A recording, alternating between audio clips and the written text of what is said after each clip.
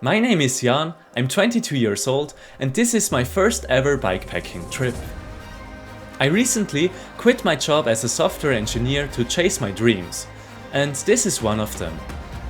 My plan is to do a 700-kilometer route through Switzerland, Austria and Germany.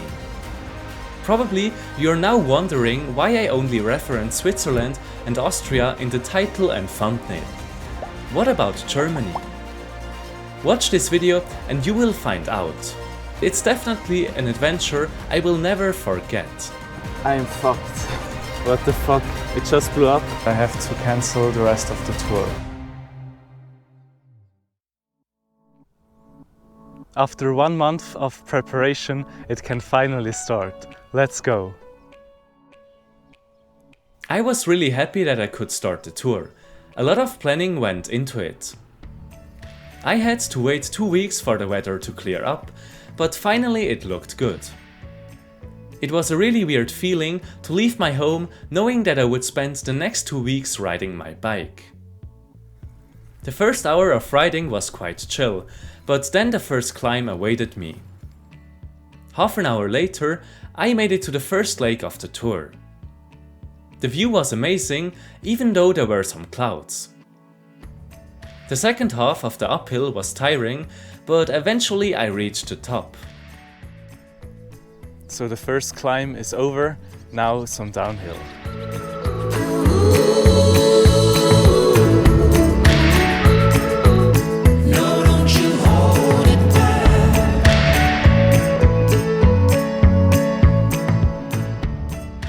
The downhill section was really fun. After riding through the forest, another uphill section awaited me. Luckily, I saw that someone was selling cake in front of his house at the top of the hill. Made it to the top now and got some cake with some nice view.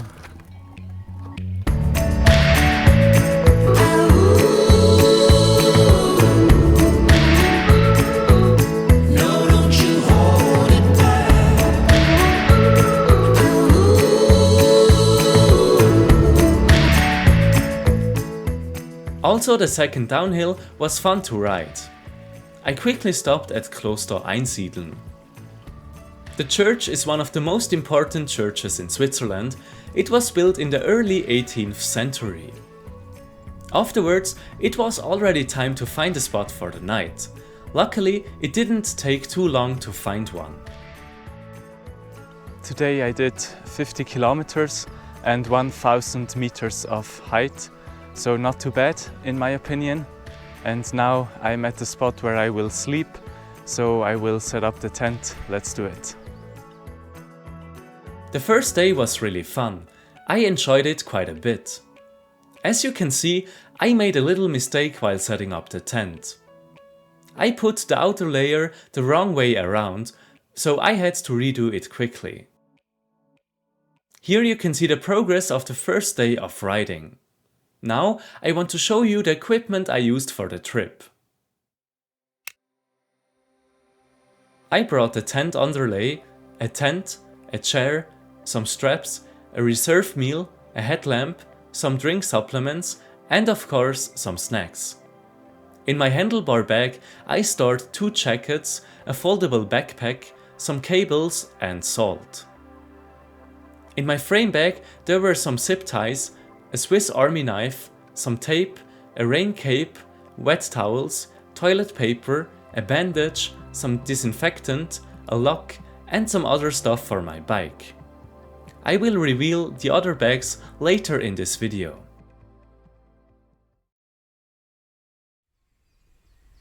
Good morning. First night is over. It's quite cold now, but luckily my sleeping bag was warm enough. So let's start into the day.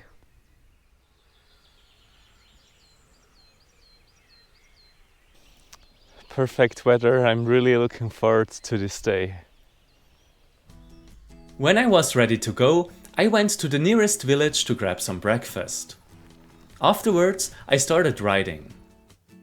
The second day started with an uphill, which was about 300 meters of height.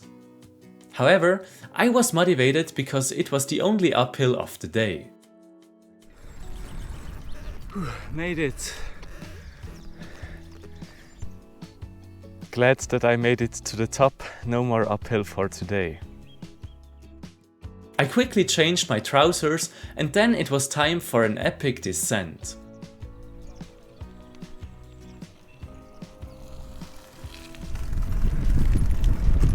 Now downhill, let's go!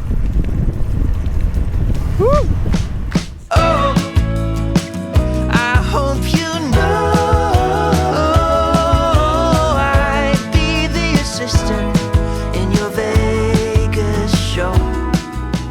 Please. So this just was the steepest descent of my whole trip. Was really fun. In these moments, I feel as free as a bird. I love riding that fast on the bike. Unfortunately, riding downhill is always much shorter than uphill. Soon after, I already found myself in a flat area again. At least, I was able to cover a lot of distance as it was really flat. It felt awesome to make that much progress in such a short period of time. Eventually, I ran out of water, so I decided to refill my bottles at the river. For the trip, I bought a water filter to be more independent. This was the first time I used it and it worked really well.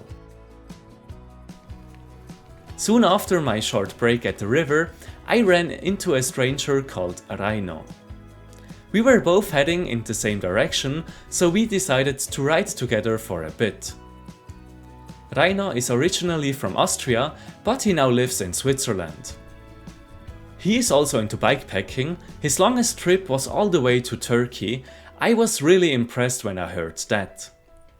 Funnily enough, he is also a software engineer, just like me. We rode along Walensee together, which is one of the bigger lakes in Switzerland. It is very beautiful, but the only downside was that you are always close to the highway. When we reached the end of the lake, we decided to eat pizza for lunch. It was really tasty, and with the full belly we had new energy to continue our journey. Oh, I hope you know I'd be the assistant in your Vegas show. Please. Raino's destination for the day was Hael, so we could ride together for a very long time. Close before Hael, we had to split up because I wanted to spend the night outside the city. It was so much fun to ride together with Raino, we got along really well. Even now, a few months after we met, we chat with each other from time to time. It was really fun with Raino, but we now parted ways because I want to find a spot for the night. I came all the way up here because I thought this water was more clean than the one over there, but it's just as dirty. With the water filter, it just went from this to this. That's actually insane. So the tent is now set up, and I even brought a chair. You could say it's unnecessary, but yeah, it's just a luxury I wanted to have. Today I did 1000 meters of height, like yesterday, but this time not 50 kilometers, but 106 kilometers. I'm really dead now and also really hungry, so I'm looking forward to dinner. And now I will eat some bread for dinner. I'm really hungry now and exhausted.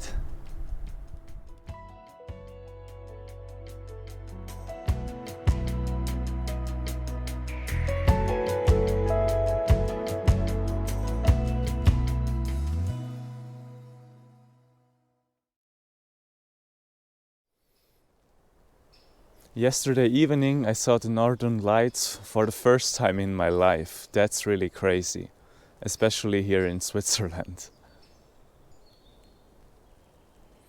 Here I spent the night. I just ate some breakfast and now it's time to leave again. Today is a really beautiful day, so let's do it. Really beautiful once again. When I started riding, I was still amazed that I saw the northern lights for the first time in this night. It was a very beautiful experience. It looked like a red layer in the sky very far away. It was truly magical. By the way, the images I showed were not taken by me.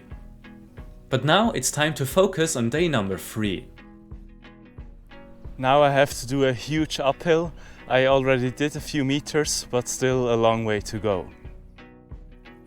Already at the beginning of the day, a 1000 meter elevation gain awaited me. I knew that this was going to be very exhausting, so I tried to cover as much elevation as possible in the morning when the temperature was not too hot. Unfortunately, there were many construction works, but I still made some good progress. My ass is slowly starting to hurt, but at least it's not far anymore. After a little bit more than 2 days of riding, this was the first time my ass was starting to hurt. I was not amused about it, but I knew that this moment would eventually come, so let's say I was not surprised at least. Fortunately, I reached the top about half an hour later. I finally made it. It was a little bit more than 2.5 hours of uphill. It was quite exhausting, but considering the view, I would say it's absolutely worth it. I believe what the point is enjoying who you share it with. Joy is who you share it with. After eating lunch, I had new energy to continue riding. I was very motivated because a long downhill section awaited me. I had to enjoy it because afterwards came another big uphill. And uphill again. This is now the longest and hardest uphill of the whole trip. After half an hour of riding uphill, I ran into another fellow bikepacker. He started in Switzerland and his goal was to go all the way to Greece, so he had a very long journey ahead of him. Unfortunately, we had to part ways very quickly because he spent the night in one of the villages. The nature in the valley was absolutely stunning, and also for me it was already time to find a spot for the night. I now had to go to the other side of the valley because over there I just didn't find a good spot to sleep. I'm just trying to find a spot for the night and I did so much height again. That's really dumb. Eventually, I found a good spot for the night. On the third day, I had an elevation gain of 1650 meters. It was a very tiring day. I ate some ramen for dinner and enjoyed the beautiful evening. Now let me show you the rest of my equipment. In my first side bag, I stored my sleeping mat, sleeping bag, light shoes for the evening, a pillow, a plate and my swimming trunks. The other bag contained my gas cooker, shoe dryers, a towel, a power bank, some toiletries, plastic bags, some rope, my rain jacket, rain trousers and clothes. Last but not least my GoPro, a microphone and of course a mount.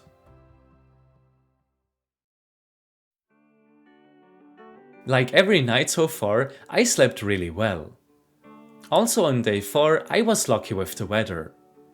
I ate some bread for breakfast and disassembled my tent. Then it was already time to leave. Today I have to do 1000 meters of height and then I reached the highest point of the whole tour. So far I really like my setup. It's always a nice feeling when you start riding in the morning. I want to quickly come back to my bike setup. Even though I like it, there are definitely some mistakes I made. The first mistake is my reserve meal. The pasta and pesto weigh 800 grams. So far I carried it for 4 days, but I didn't use it. There are definitely some other options that would have been more lightweight. The second mistake was that I brought 2 gas canisters. Also there, I would have saved about 400 grams by carrying 1 canister instead of 2. However, the biggest mistake was in the route planning. My setup, including the bike, weighed more than 30 kilograms. This uphill reminded me once again that it would have been better to pick a flatter route. Not that much water in this lake. My ass hurts, but at least I'm already halfway up.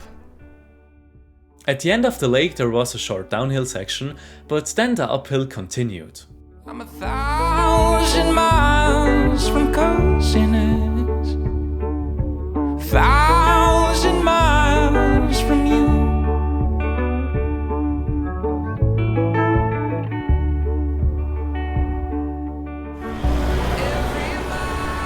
Yes, made it!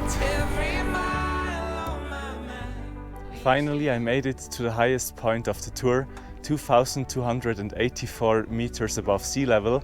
From now on, it will be mainly downhill. My knees will be very grateful for that. After making it to the top, I ate a few snacks and chilled on the chair. After a short break, it was time to continue. Break was nice, now downhill again. This night I will sleep in the hostel, so I'm heading there. Unfortunately, a few minutes after the break, I immediately noticed that something felt wrong. Already before the break, I could feel my left knee and my left foot, but it was still okay. Now it was different. My left foot suddenly hurt really badly. I'm not a doctor, but I think I overstretched my Achilles tendon. Considering that my foot suddenly hurt much more than before, I was also really glad that I would spend the night in a hostel, so I made sure not to make any breaks to get there as soon as possible. Another great day over. I'm really looking forward to showering and a comfortable bed. It was very nice to eat some proper food for dinner. It was really tasty.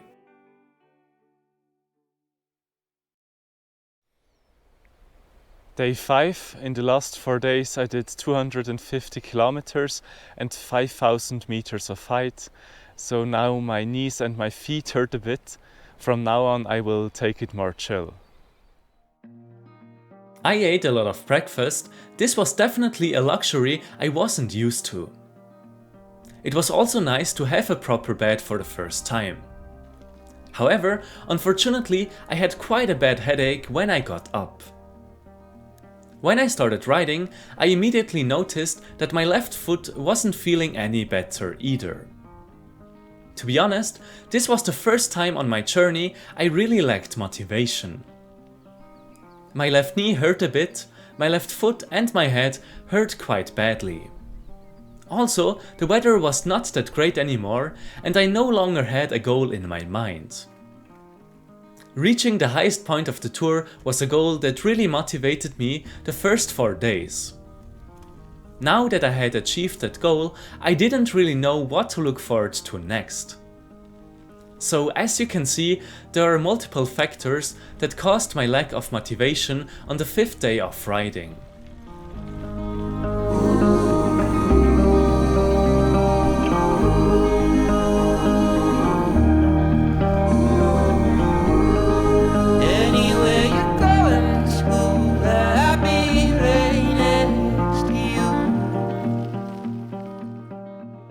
The river you can see right here is called Inn.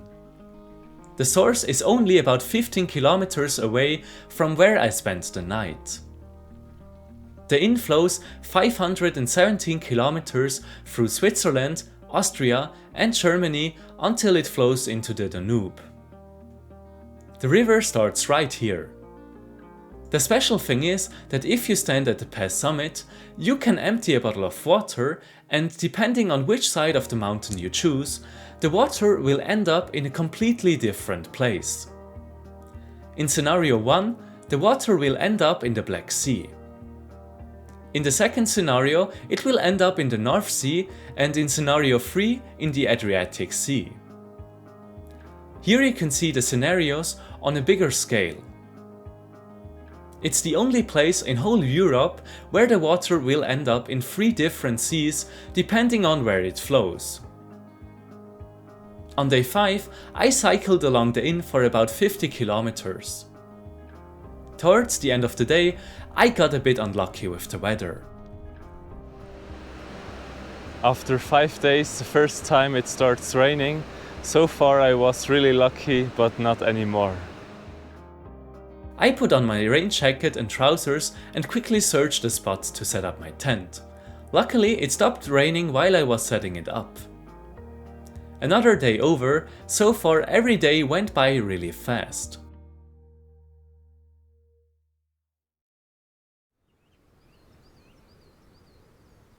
Good morning, slept well this night, and today I will go wellnessing. I'm really looking forward to that. Day number 6, let's go.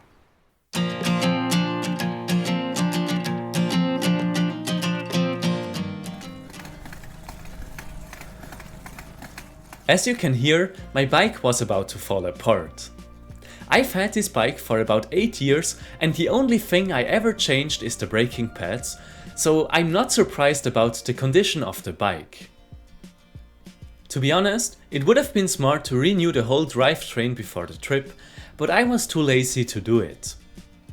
Also on day 6, my Achilles tendon was still hurting, so I was really looking forward to the spa to finally be able to relax. When we were just 17, holding Lake Michigan with your eyes on me.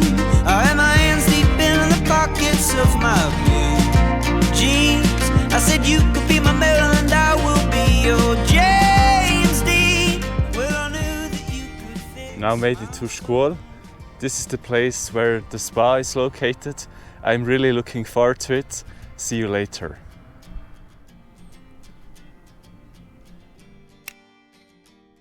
I spent about 4 hours in the spa. It was extremely refreshing. Wellness is one of my favorite activities. For me, it's the best way to relax.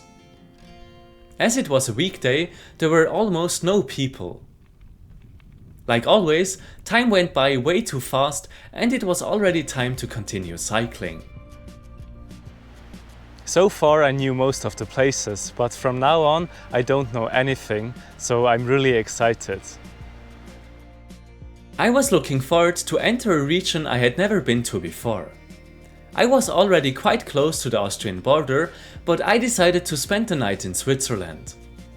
At this point, I was already looking for a place to sleep. There was a tree in the way, and look at that. That's really bad. Found a spot for the night. I will sleep here.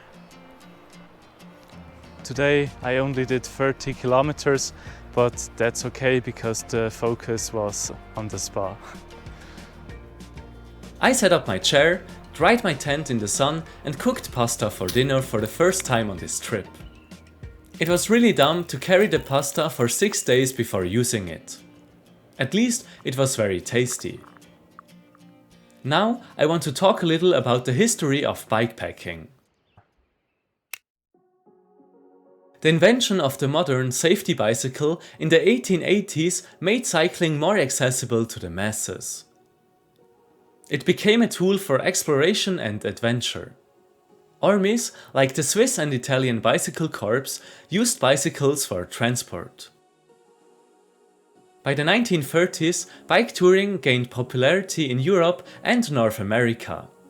Riders used heavy steel bikes and carried gear in racks and panniers. The mountain biking movement in California in the 1970s expanded the potential for off-road exploration.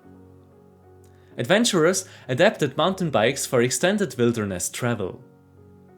Early bikepackers experimented with custom setups to carry gear on trails. The rise of ultralight backpacking principles encouraged cyclists to pare down their gear for efficiency. Innovators pioneered frame bags and other minimalist bikepacking specific gear. This allowed for better weight distribution and improved handling. The term bikepacking gained popularity in the 2010s, distinguishing it from traditional bicycle touring. It emphasized lightweight, self-supported, and often off-road travel. Advances in materials, like carbon fiber and waterproof fabrics, and bike design, like gravel bikes and fat bikes, have made bikepacking more accessible. In general, you can say that bikepacking aligns with the growing interest in sustainable travel and low-impact outdoor activities. It embodies a spirit of adventure, self-reliance, and a desire to connect with remote landscapes.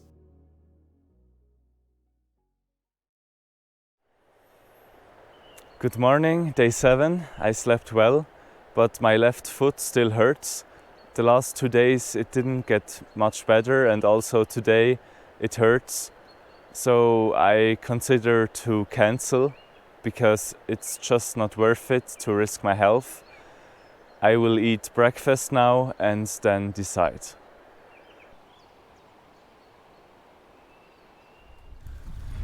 Decided to continue. I won't give up that easily.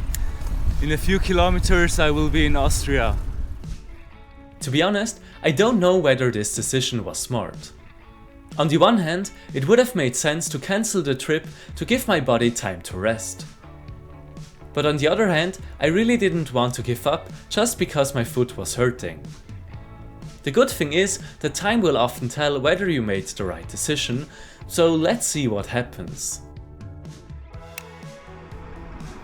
There's a landslide over there, and now I have to go 5 kilometers back. That really sucks.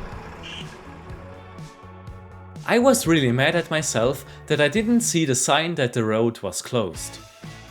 Luckily, I found something on the map. I think I can cross the river down here. Let's try. Yes, I can cross the river. That's so awesome.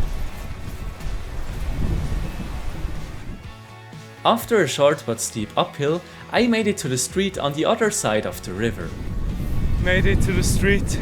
I'm so glad that I didn't have to go all the way back. I was glad about the shortcut. It saved me at least 1 hour or maybe even 2. At this point, I was already in Austria. However, on the descent I noticed that something was strange about my bike. Made it to Austria? That's really awesome. Something I immediately noticed is that in Austria there are markings on the ground that show you where to go. That's something I really like. Unfortunately, I was only able to enjoy the beautiful Austrian landscape for a few kilometers before I was forced to stop. My back wheel suddenly felt really weird, and look at that. I'm fucked.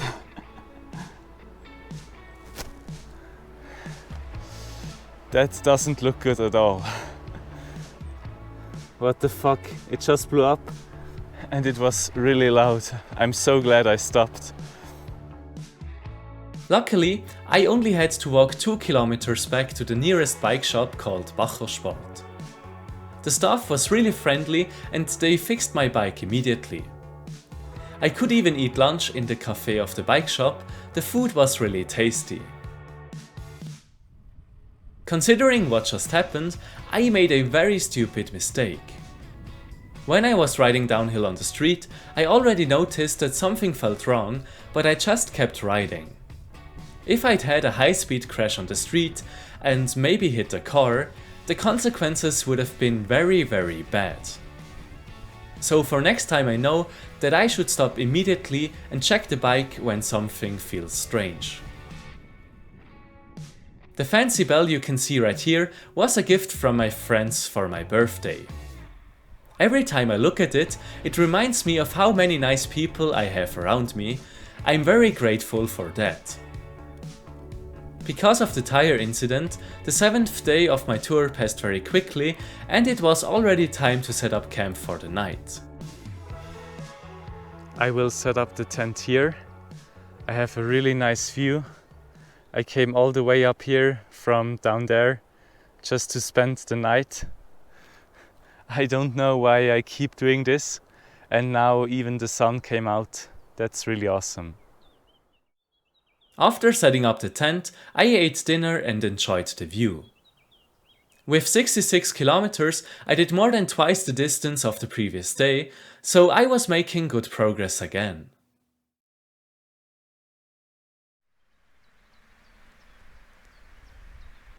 First night in Austria was great, this morning even some sun. Every morning it was quite cold, so it was always nice to have some sun while packing up my stuff. This was the first time since day 4 that the sun was shining when I woke up. In the meantime, I was much quicker at disassembling the tent compared to the beginning of the tour. In general, I'm very happy with the equipment I bought for this trip. So nice with this weather, let's go! The weather always has a big impact on my mood, so I was very happy to finally have blue skies again. After the motivational low I had on day 5, this was the first time I felt the same motivation as on the first 4 days. Besides the great weather, I was really excited to explore Austria.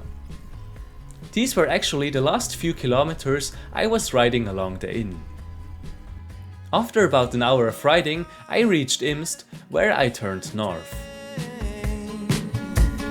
Just one more step till the view is nice again. Reboot the simulation, maybe I can change my name. Dye my hair black with some streaks of gray.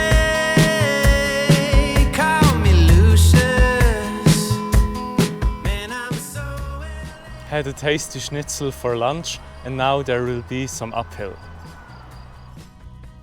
It was very nice to have a proper meal for lunch. At the restaurant I had a conversation with 2 German ladies that were visiting family in Italy. I was glad to finally have some social interaction again. Now it was time to tackle another mountain pass called Fernpass. Many people from Germany cross it to get to Italy. Need to walk again. That's better for my knees and my foot. Pushing the bike is also quite hard. I was glad that this uphill was only about 400 meters in altitude, which is not much compared to what I did at the beginning of the tour. It was the last pass of the entire tour that kept me quite motivated. I quickly filled up my water bottle at this spot right here, and then it was not far anymore to the top. Made it to the top. This was the last big ascent of the tour. I'm really glad about that. Like always, a long descent awaited me after reaching the top, so the fun was about to begin. Let's go! Oh, what's the point of trying anyhow? Oh, what's the point of trying anyhow? Zugspitze now in front of me. At this point I was already very close to the German border. Zugspitze is actually the highest peak in Germany. Since I spent the last 3 nights in the tent, my power bank was almost empty, so I decided to spend the night in a hostel. Besides electricity, it was of course also necessary to take a shower every once in a while. Today I did 58 kilometers, was a really beautiful day and I'm looking forward to a warm bed this night. The hostel was really nice. I was quite hungry after another long day of cycling, so I cooked some pasta for dinner. But then I suddenly got really sick. Let's skip to the next morning. Good morning. I stayed at the hostel because I had one of the worst nights of my entire life. So unfortunately I have to inform you that I have to cancel the rest of the tour. It's a tough decision, but it would be impossible to continue like this. And of course I'm sad about it, but on the other hand I'm really happy that I got to experience 8 amazing days on the bike. It was really awesome. The evening before, I was puking like there was no tomorrow. My stomach hurt very badly. The night was an absolute nightmare. I think that I picked up something when I was filtering water from this river. The problem is that the filter protects against bacteria, but not against viruses. So most likely I picked up a virus. Luckily, my mom came with the car to pick me up. We stayed at the hostel for a whole day so that I could recover. The next day, I was already feeling better and we were able to go to Alps. As you can see, this lake is very scenic. All in all, I can say that my bikepacking trip was a lot of fun. It was the first time I was traveling on my bike and I will definitely do it again. So if you are wondering whether I recommend it, I absolutely do. I cycled a total of 466 kilometers and gained 7,800 meters in altitude. Accordingly, the daily average sits at 58 kilometers and 975 meters in altitude.